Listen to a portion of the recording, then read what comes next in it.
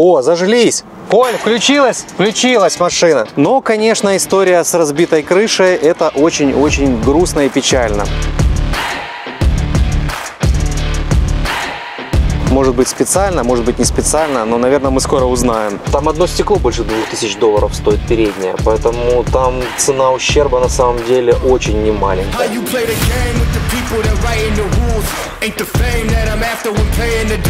А у нас приехала новая машина. Приехал белый Model X. Вот он здесь на форклифте. Вот такой вот X.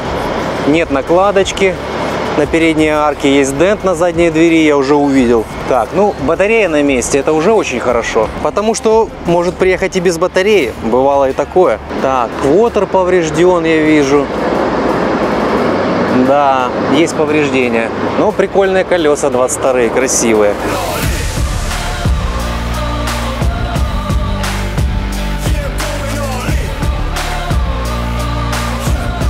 Что там у нас спереди?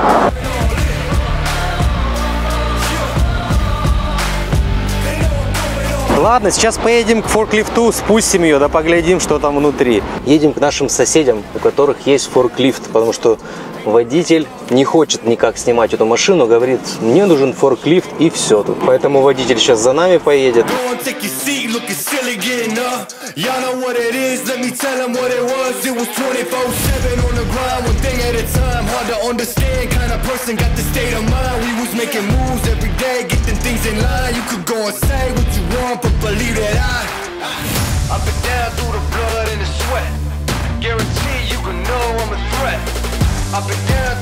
Вот и ребята подъехали тоже. Сейчас он водитель заезжает. Надо пойти договориться за форклифт. Хотя, наверное, у Коли лучше получится. Вот у такой нам надо прицеп, глянь как хорошо. Раз, хоп, и привез машину. А вот автомобиль мой любимый. Видите, ребят, это BMW M5.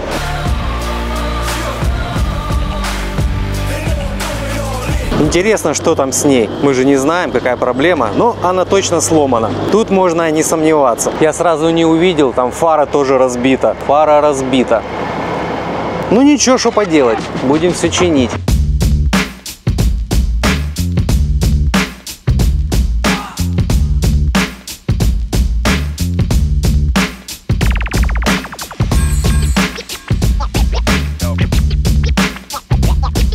Не, ну ребята профи. Тут как бы не отнять.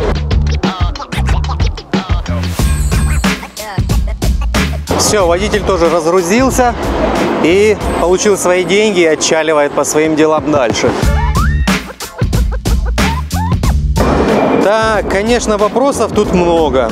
Крышка багажника крашеная была, и вот здесь ее притулили. А самое печальное вот это. Да, очень неприятный дент, очень неприятный. Конечно, есть вопросики.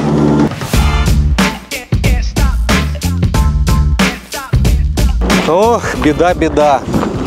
Переднее стекло разбито. И оба стекла на дверях, и вверх. Двери у нас есть, и это верхнее стекло у нас есть. А переднее, конечно, не дешевое стекло. Да и вообще повреждений немало по машине. Но это 19-й год, Long Range, это уже Raven. В общем-то, машина неплохая, но, конечно, по кузову вопросов немало. Интересно то, что на аукционе-то крыша была целая, полностью все и стекло, и все было целое на аукционе. А привезли нам с разбитым стеклом, поэтому я не знаю, будем сейчас как-то связаться с аукционом, выяснять, как это случилось. Это печально. Ну, в салончике, в общем-то, все выглядит неплохо. Чуть-чуть запыленный, в меру затертый. Да, в салоне, в общем-то, как бы все выглядит симпатично, но по кузову, конечно, довезли нам ее просто с разбитым полностью верхом. И это, как я сказал, уже печально, но я бы сказал даже больше. Это сильно раздражает и расстраивает. Подкинули бустер.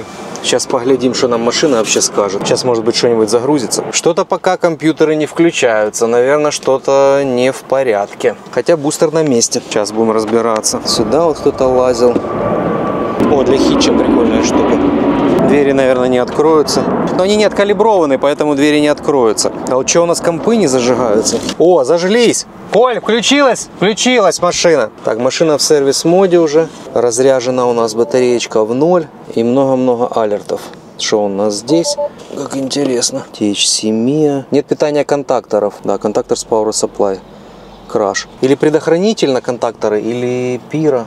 Надо смотреть, но контакторы не питаются. Это самое первое. Но мы здесь сейчас не посмотрим, потому что у нас нет ни тестера, ничего нет. Да. Ну ошибок... О, глянь, она вылетела почему-то с сервис-мода.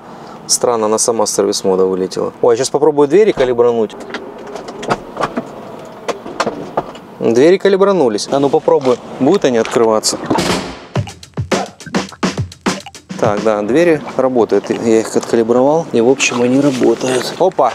Вырубилась машина. Бустера просто не хватает. Бустер уже разрядился, поэтому она вырубилась. Сейчас дверь закрою, чтобы закрытая хотя бы не было. Короче, нужно разбираться с питанием контакторов. Я не успел ошибки посмотреть предыдущие, но сейчас показывают, что по питанию контакторов проблемы. Поэтому надо будет посмотреть обязательно пирофьюз, фьюз на питание контакторов, петлю и так далее. В общем, будем ее транспортировать в наш шап, и тогда уже продолжим всю эту историю. Но, конечно, история с разбитой крышей — это очень-очень грустно и печально. Сейчас пытаемся разбираться с аукционом, с транспортной компанией, которая доставляла, потому что с фотографией на аукционе крыша была целая, там никаких повреждений не было. Сейчас запросили фотографии у водителя, который, если честно, быстренько смылся. Не знаю, может быть специально, может быть не специально, но, наверное, мы скоро узнаем об этом всем. Увидимся в продолжении этой истории. Постараемся показать всю эту историю от начала до конца, чем все это дело закончится. Но повреждений много, проблем по машине немало. Будем их все понемногу устранять. Да, что тут сказать, история на самом деле неприятная. Сейчас будем выяснять, сейчас ждем фотографии от водителя, который доставил машину, потому что водители всегда обязаны сфотографировать машину перед загрузкой, чтобы понимать, в каком она была состоянии. Поэтому мы сейчас уже позвонили диспетчеру, сейчас ждем фотографии от водителя. Если водитель пришлет фотографии, где он загружал уже такую машину, то уже, значит, к водителю претензий не будет. Тогда уже будут претензии к аукциону. Но, конечно, история мутная. Там разбито лобовое стекло, как я уже говорил, разбито стекла дверей, сверху разбито. В общем, там панели сверху тоже побиты. Она стеклянная, получается, там еще одна маленькая. Там одно стекло больше $2000 стоит, переднее, поэтому там цена ущерба на самом деле очень немаленькая. Будем сейчас делать клейм, открывать запрос на на компанию или на аукцион. Ну, в общем, будем смотреть, что из этого получится. Но история неприятная, это факт. Будем надеяться, что для нас она закончится все-таки не нашими убытками, а компенсация либо от аукциона, либо от компании, которая делала нам доставку. Расскажу об этом попозже, обязательно. Так что оставайтесь с нами. А у нас тут интересный случай. Приехала к нам вот такая вот машина. Это у нас какой-нибудь 13-й год. Model S, Дорест, естественно. Машина эта никуда не едет. Тут уже кто-то здесь колупался, пытался что-то чинить. Уже здесь поменяли 12-вольтовый аккумулятор. Люди всегда меняют 12-вольтовый аккумулятор. Непонятно зачем. Это, конечно же, никак не помогает машине починиться. Но в этом тоже есть плюсы. После того, как вы поменяли 12-вольтовый аккумулятор, у вас теперь стоит новый 12-вольтовый аккумулятор. Поэтому тут спорить сложно. Мы еще пока не знаем, что с этой машиной случилось. Это не наш автомобиль. Нам его привезли наши знакомые и попросили нас с ним помочь. А сейчас посмотрим на ошибки. Что у нас здесь по ошибкам? Тут, кстати, очень интересно на самом деле. Во-первых, у нас висит контактор стресс, то есть это ошибка по контакторам, и ошибка по хвилу. Вот это все не дает машине работать. Еще пока непонятно, что первопричиной является. Контактор стресс сейчас я ошибку сброшу, чтобы она нам не мозолила глаза и не мешала. А вот хвил мы сейчас начнем искать. И я думаю, мы сейчас возьмем схему и начнем звонить хвил, начиная от начала, где он выходит с батареи, и будем звонить его по кругу, смотреть, где хвил теряется.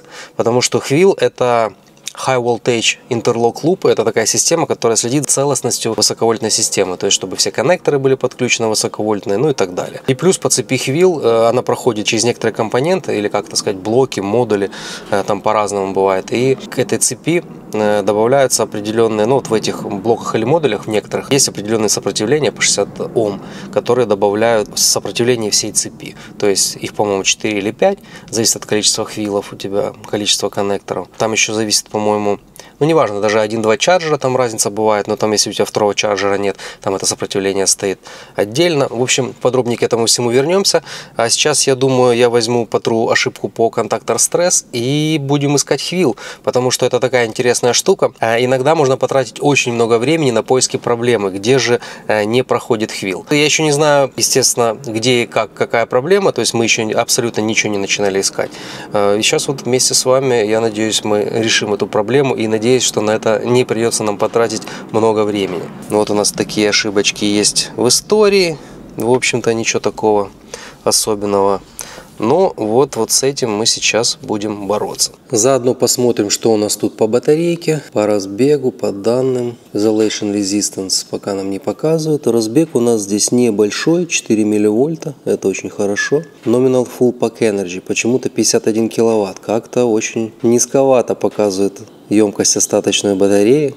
Непонятно, почему это так. Тут 132 тысячи миль пробег. Интересно, конечно, интересно. Что у нас здесь по ошибкам по Powertrain? У нас висит контактор стресс и хвил. Окей, сейчас я сброшу контактор стресс, посмотрим, что останется. Так, ошибочку по контактор стресс я сбросил, она ушла. А нет, опять вернулась.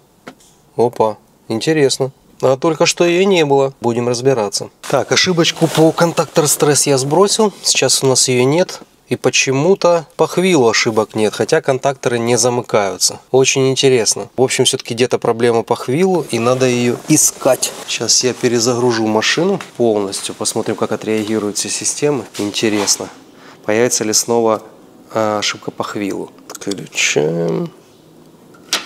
И ждем, пока у нас все загрузится. Вот теперь такие ошибки после перезагрузки мы видим. То есть по хвилу остались ошибки и High Voltage Illegal Contactor Request. То есть машина пыталась включить контакторы, но как бы хвил не проходит, и она не разрешила машине включить контакторы. Что делать? Что делать? Что делать? Будем искать. Вот наша электросхема хвила, вот она вся, с исключением вот здесь вот на DC-DC конвертер уходит. Ну, получается, вот с батареи выходит хвил, и вот пошел, ну, я не знаю, в каком правильном направлении, могу ошибаться, in-out, вот out вот он вышел, и пошел сюда через 976 коннектор, через 939 коннектор, в драйв-инвертор зашел, потом с драйв-инвертора выходит, он идет в первый чарджер, потом он идет дальше через коннектор, заходит опциональная сеть, второй чарджер, проходит через второй чарджер и идет отсюда на DC-DC, который под крылом на этой машине стоит. Вот он, DC-DC. Проходит через DC-DC, через все коннекторы. Тут распределяется на компрессор, распределяется на DC-DC, на battery heater, на cabin heater и возвращается сюда. Он возвращается сюда и входит обратно в батарею. То есть мы будем сейчас начинать звонить, допустим, с 976 коннектора и пошли-поехали дальше смотреть цепь, целая она или не целая. В общем, будем проверять целостность всей хвил сети и искать, где же у нас обрыв, где же у нас теряется этот самый хвил. Распечатаем для удобства схему и пойдем к машине искать наши проблемы.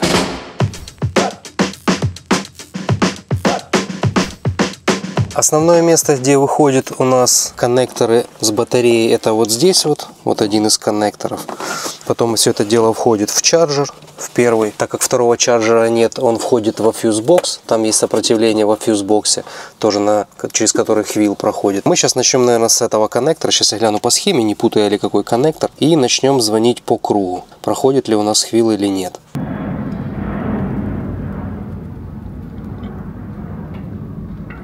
На 160 Ом. По идее должно быть 120. Что 160? 28, 29. Кстати, там может напрямую звониться, там может нет сопротивления. И правда нет, там перемычки, да, 0. 0. То есть у нас не проблема дальше, у нас проблема сзади. Так, в общем, поиски продолжаются. У нас здесь есть коннектор один на High Voltage Fuse Box, через который хвил проходит. Есть коннектор, который на чарджер идет. Есть коннектор промежуточный. Есть еще один коннектор. В общем, сейчас в процессе поисков мы выяснили, что у нас вот на вот этом участке отсюда до сюда у нас не проходит цепь. цепь не проходит, и где-то она обрывается. И мы сейчас будем смотреть вот этот коннектор еще, надо до него добраться, он сейчас пока нам недоступен. Неизвестно, может здесь есть какая-то проблема. Но вот отсюда и до сюда цепи у нас нет. Все остальные цепи мы прозвонили спереди, и с этой стороны. Единственное, что до батареи у нас, конечно, нет связи никакой.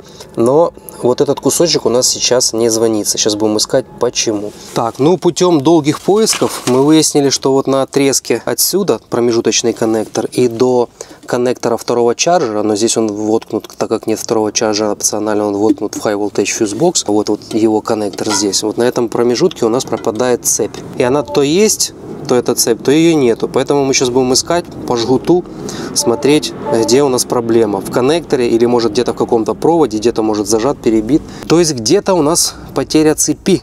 И мы ищем ее, пока не найдем, но как бы надеюсь, что скоро найдем. Как найдем, я обязательно подсниму. Да, вот сейчас цепь появилась и не пропадает. Где-то перебит провод и непонятно где. Очень сложно найти.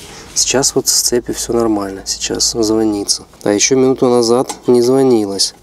А до этого звонилось.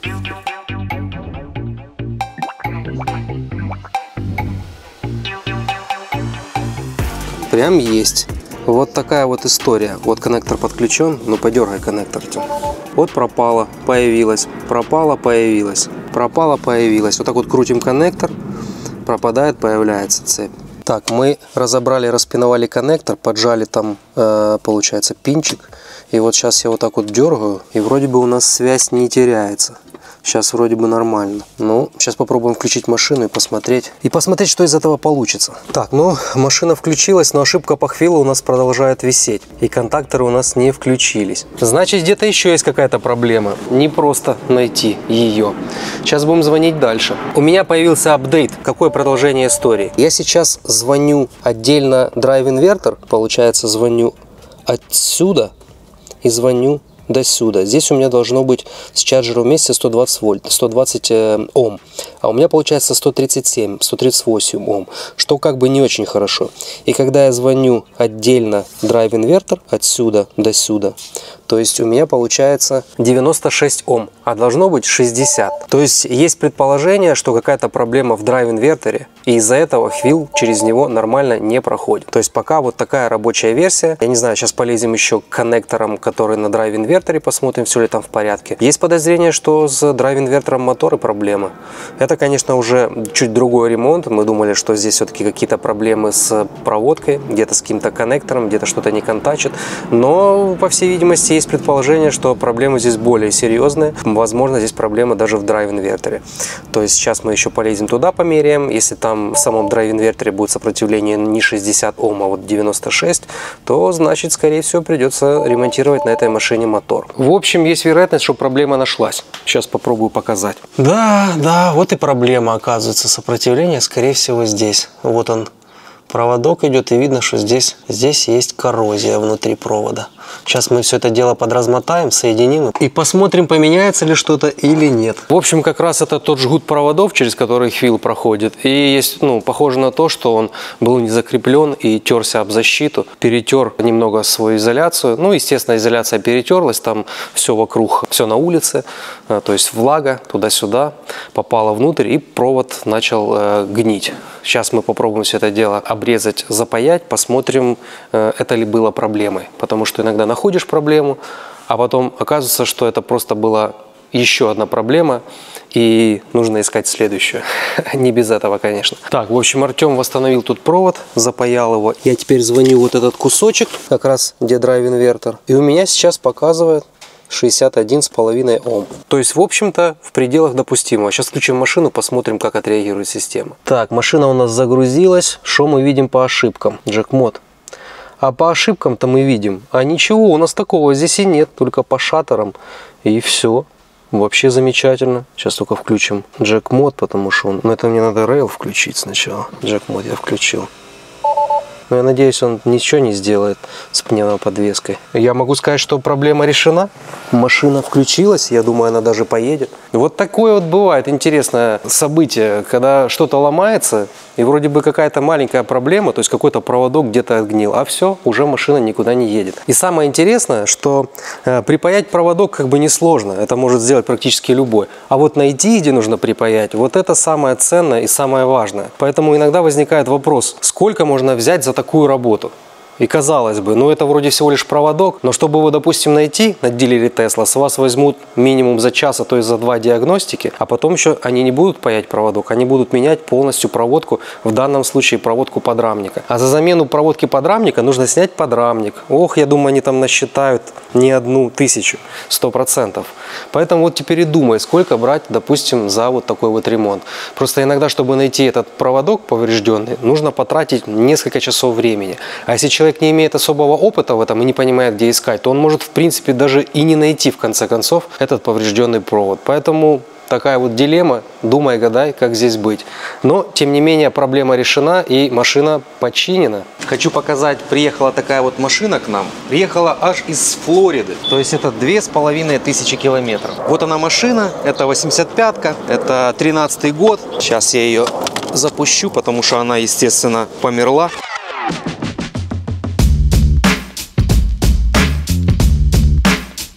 Здесь вся машина обклеена скотчем, потому что окна были заклеены. Окна были заклеены, потому что они были опущены и не поднимались.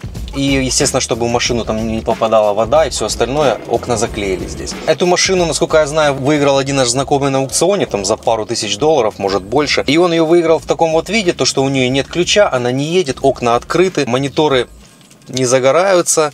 Здесь, вернее, ну, этот запускается, а здесь мы, как видим, видно только камеру заднего вида, что говорит о том, что, скорее всего, умерла здесь Тегра. Плюс, когда Тегра умерла, подшить ключ не пока, но сложно. Там в Майами вообще некому этим заниматься. Плюс, естественно, это не единственная проблема машины. Тут еще какая-то проблема по батарейке. Этот наш товарищ обратился к нам и говорит, сделайте мне, пожалуйста, машину. И вот она приехала к нам за там 2500 километров, условно говоря, чтобы мы ее здесь в Чикаго чинили. Поэтому для начала я вчера подключался, подшил ключик, чтобы закрыть окна хотя бы. Подшил ключик и хочу сейчас... Начнем мы, скорее всего, с того, что сделаем сначала здесь Тегру, чтобы запустился монитор, а потом уже машину будем заталкивать в шап и делать там батарейку. Я сейчас попытаюсь ее продиагностировать. Я вчера подключал локи, но у меня почему-то коншина отваливалась часто, как-то нестабильно работала. Может быть, из-за того, что Тегра косячит здесь немного.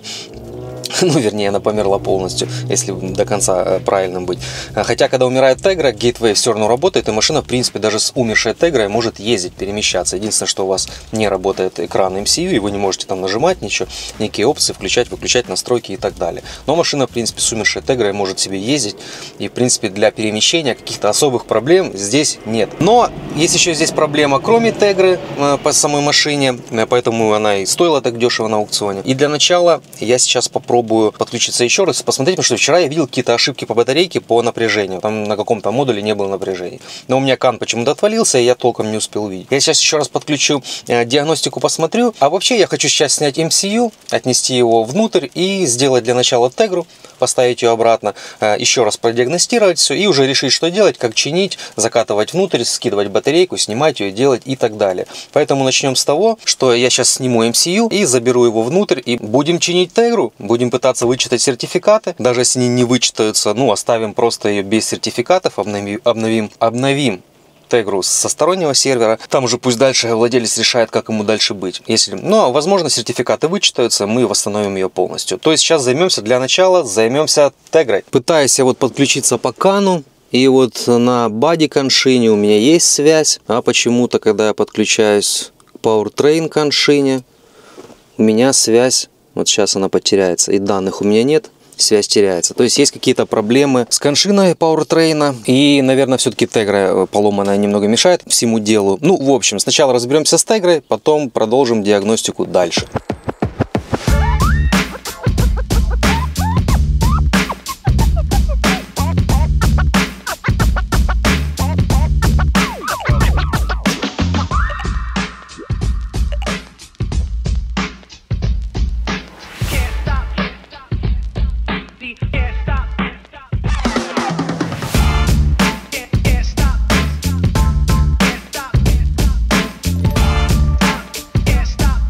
MCU у меня на столе. Сейчас я его подразберу, сниму тегру и будем пытаться считать память. Будем надеяться, что память считается и мы вычитаем оттуда сертификаты.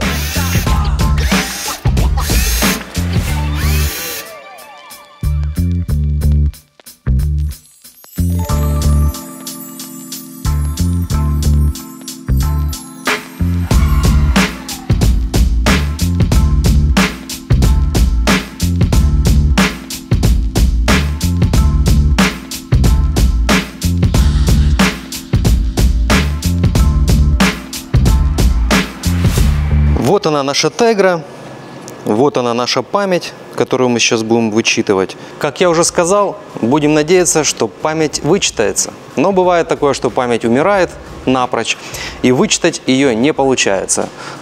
Как будет, так будет. Скоро все узнаем.